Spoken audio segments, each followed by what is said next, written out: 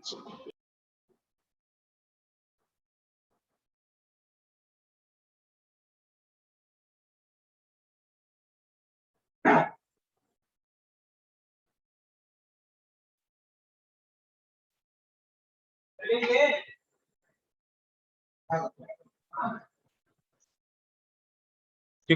अब मान लो इस ST में जब 1 आ रहा हो,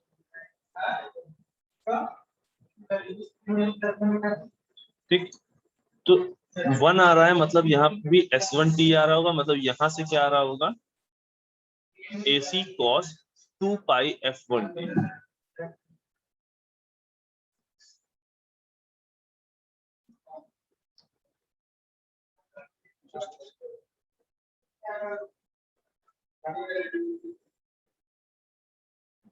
जब इधर से 1 ट्रांसमिट हुआ होगा, यानी AC cos 2 पाई F1T आया होगा, है ना। हमें पता है कि जब 1 आता है तो फ्रीक्वेंसी हाई हो जाती है, ठीक है, कैरियर सिग्नल की फ्रीक्वेंसी में चेंज हो जाता है, कैरियर सिग्नल की फ्रीक्वेंसी चेंज होकर cos 2 पाई F1T रिसीव हो रहा है।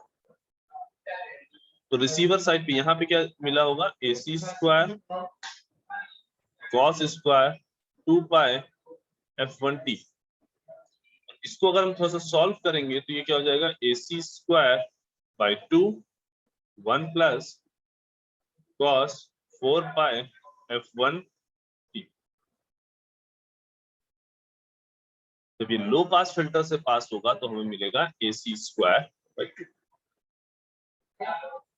लेकिन यहीं पे अगर 0 रिसीव हुआ होता, मीनिंग AC cos 2 पाई F2T रिसीव हुआ होता,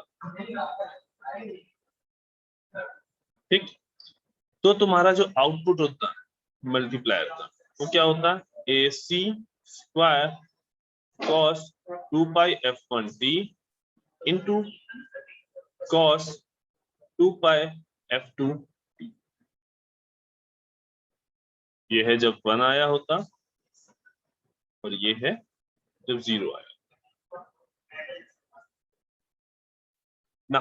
हमने तुम्हें बताया कि जब ऐसे दो डिफरेंट फ्रीक्वेंसीज के का मल्टीप्लिकेशन है तो इनकी जो मैक्सिमम फ्रीक्वेंसी होगी वो इन दोनों में से जिसकी भी मैक्सिमम फ्रीक्वेंसी होगी उसको लेंगे। हमने जब हम लोगों ने सैम्पलिंग फ्रीक्वेंसी किया था तब देखा था कि दोनों में से जिसकी मैक्सिमम फ्रीक्वेंसी हो उसको कंसीडर कर। दैट मींस इस सिग्नल को जब तुम लो पास फिल्टर से पास करोगे तो या तो ये F1 के बराबर होगा इसकी फ्रीक्वेंसी, या F2 के बराबर होगा। अब ये दोनों F1 और F2 दोनों ही RB फ्रीक्वेंसी से 2 RB फ्रीक्वेंसी से बहुत ज्यादा है। तो अब ये लो पास फिल्टर क्या करेगा, इसको पास करने नहीं देगा। देखो जब 1 हमने रिसीव किया था तब यहाँ पे एक DC सिग्नल बन जा रहा था AC स्क्वायर बाई 2 जिसकी फ्रीक्वेंसी 0 थी, तो उसको लो पास फिल्टर ने पास करके यहाँ AC स्क्वायर बाई 2 आउटपुट दे दिया। लेकिन जब 0 रिसीव हुआ तो फर्स्ट मल्टीप्लायर ने क्या क्या किया, ब्लॉक कर दिया सारा का सारा आउटपुट।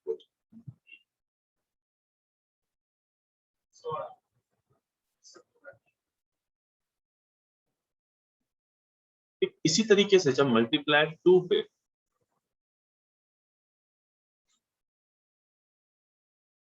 जीरो रिसीव होगा यानी AC cos 2 पाई F2T रिसीव होगा, ठीक। तो 0 के रिस्पेक्ट में यहाँ मल्टीप्लायर का आउटपुट क्या आएगा, AC स्क्वायर cos स्क्वायर 2 पाई F2T। और लो पास फिल्टर से जब इसको पास कराएंगे तो हमें आउटपुट क्या मिलेगा, AC स्क्वायर बाय 2।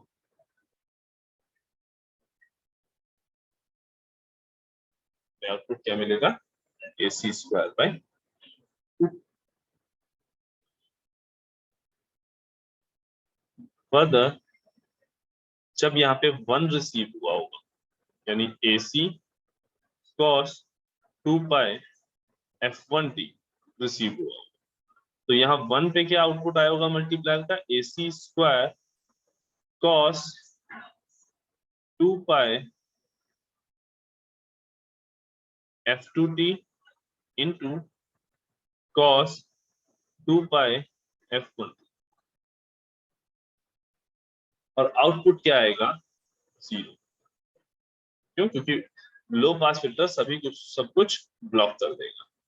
यहाँ जब यहाँ का 0 आया होगा तो आउटपुट क्या आया होगा? 0। ये कब है? जब 1 भेजा गया।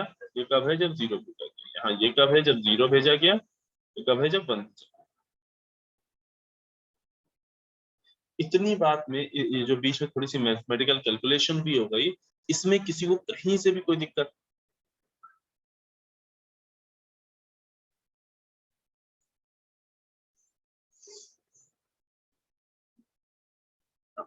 अब हम क्या करेंगे, यहाँ समर में इधर प्लस और इधर माइनस, मीनिंग इन दोनों, ये समर क्या कर रहा है? इन दोनों का सब्सट्रैक्शन आउटपुट में देगा। तो मीनिंग जब 1 रिसीव हुआ होगा तो AC square by 2 minus 0, AC square by 2 minus 0। तो यहाँ पे हमें क्या मिलेगा? AC square by 2। और जब 0 रिसीव हुआ होगा तो 0 माइनस AC स्क्वायर बाई 2, यानी हमें क्या यहाँ पे मिलेगा? Minus AC square by 2। अब थ्रेशोल्ड डिटेक्टर का VTH हमने कर दिया 0। अब सिंपली वो क्या करेगा? VTH अगर ग्रेटर देन V इन है तो 0, अगर VTH लेस देन V इन है तो 1।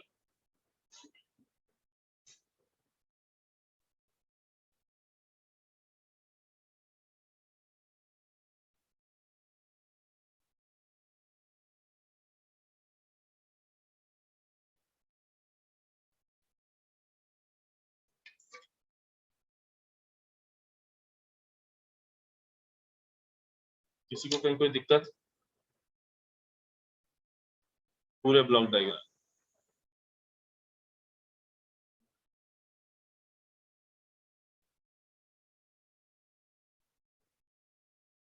No, sir. ऐसे दिक्कत इसलिए तो नहीं कि एकदम आया ही नहीं सर, सब सब कुछ तो उड़ गया।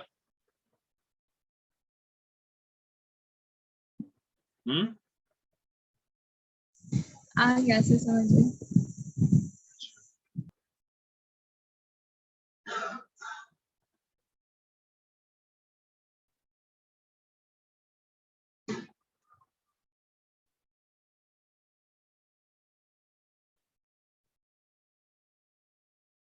बैंडविड्थ ऑफ FSK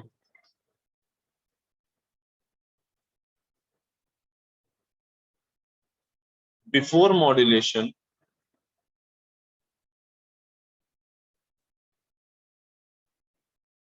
FSK की बैंडविड्थ वही सेम रहेगी RP के बराबर, जैसा हम लोगों ने ASK और PSK। ठीक, लेकिन आफ्टर मॉड्यूलेशन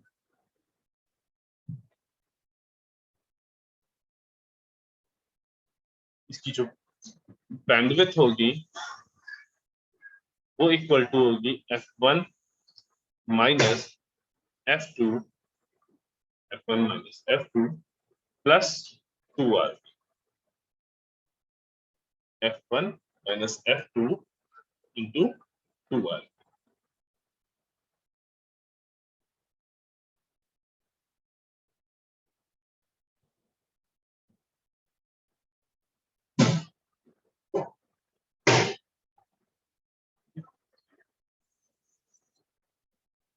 ये बेसिकली आया कैसे? आफ्टर मॉड्यूलेशन वाला।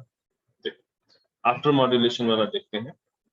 जब हमने S1T की बात की, जब S1T आ रहा होगा meaning MT into AC cos 2 पाई F1T, ये ट्रांसमिट होगा। अब इसका अगर हम स्पेक्ट्रम ड्रॉ करें तो हमें कुछ इस तरह से, बस क्या है? F1 minus 1 upon TB and F1 plus 1 upon, यहाँ है minus F1 plus 1 upon TB minus F1 minus 1 upon. Similarly जब S2T के लिए देखेंगे तो क्या हो जाएगा, MT इंटू AC cos 2 पाई F2T। ठीक, तो डायग्राम तुम्हारा कैसा नजर आएगा, जो स्पेक्ट्रम तुम्हारा कैसा नजर आएगा, F2 माइनस 1/TB और F2 प्लस 1, कैसे हो जाएगा, F2 plus 1/TB, F2 minus 1। अब जब bandwidth of FSK find out करें तो हम क्या देखें, लोअर बैंडविड्थ और लोअर फ्रीक्वेंसी और अपर फ्रीक्वेंसी। अब देखो S2T का मतलब क्या, S1T का मतलब क्या है, 1 ट्रांसमिट हो रहा है, और S2T का मतलब क्या है, 0 ट्रांसमिट हो रहा है। ठीक, अब ध्यान से समझो कि ये F1 प्लस 1/TB, ये फ्रीक्वेंसी अगर हम केवल पॉजिटिव फ्रीक्वेंसी की बात करें, ये S1F है और ये S2F है। ठीक, हमें बेसिकली क्या करना है, बैंडविड्थ एफएसके की फाइंड आउट करनी है S1 और S2 दोनों के स्पेक्ट्रम को देख के। हमने दोनों अलग अलग जरूर बनाए हैं, लेकिन जब टोटल जो रिसीव्ड सिग्नल SF है,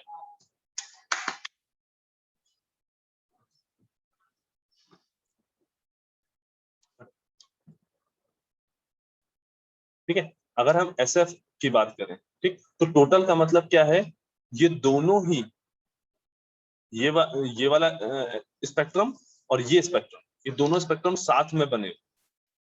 ठीक, और जब दोनों स्पेक्ट्रम साथ में बनेंगे तो हाईएस्ट फ्रीक्वेंसी ये होगी, क्योंकि F1 हमने F2 से ज्यादा ले रखा है। ठीक, और ये F2 माइनस 1/TB, इसकी वैल्यू मिनिमम होगी, क्योंकि फिर वही कंडीशन, F1 जो है तुम्हारा F2 से ज्यादा, तो F2 माइनस 1/TB की वैल्यू F1 माइनस 1/TB की वैल्यू से कम। तो अगर हम FH माइनस FL करें तो हमें क्या मिलेगा, F1 plus 1/TB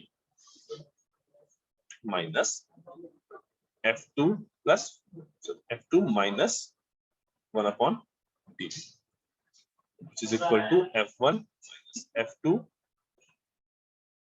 plus 2/T। ये बेसिकली इसकी बैंडविड्थ है।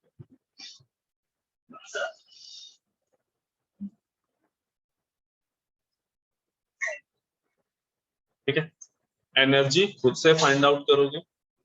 अगेन एनर्जी जो तुम्हारी PSK में थी, सेम वही एनर्जी आएगी, क्योंकि तुम अगेन यहाँ पर भी जो F1 और F2, जब S1T और S2T को इंटीग्रेट करोगे तो उसमें जब F1 और F2 मिलेंगे वो इंटीजर मल्टीपल ऑफ TB हैं। ठीक, तो एनर्जी यहाँ पर भी तुमको सेम मिलेगी, यानी चाहे ट्रांसमिशन ऑफ 1 करो वो भी तुम्हारी यही आएगी, AC² TB/2, और ट्रांसमिशन ऑफ 0 करोगे तो भी तुम्हारी AC² TB/2 ही है। ठीक, अच्छा एक पॉइंट यहाँ पे लिख लें, जब हम बैंडविड्थ के हिसाब से देखते हैं तो FSK की रिक्वायरमेंट ऑफ बैंडविड्थ सबसे ज्यादा होती है। ठीक है, FS एक लाइन लिख लो, FSK needs high channel bandwidth as compared to FSK needs high channel bandwidth as compared to ASK and PSK।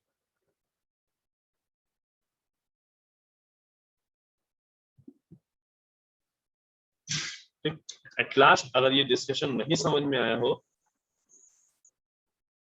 तो इस बैंडविड्थ को याद रखना। ठीक है,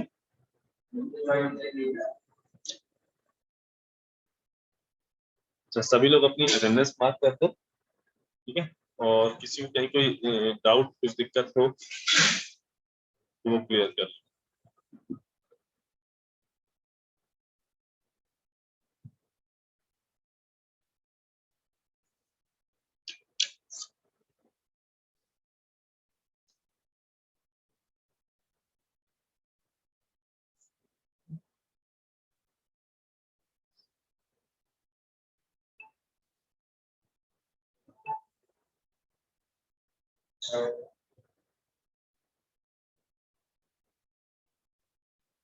सर 19 तारीख का लेक्चर अपलोड कर दीजिएगा 4A का। हाँ बेटा, सर 19th का लेक्चर अपलोड कर दीजिएगा 4A का। 19, हाँ ठीक।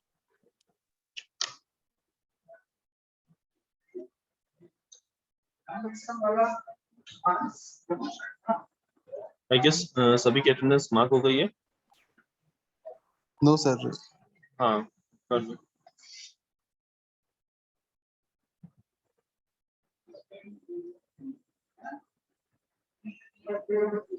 सर हो गई।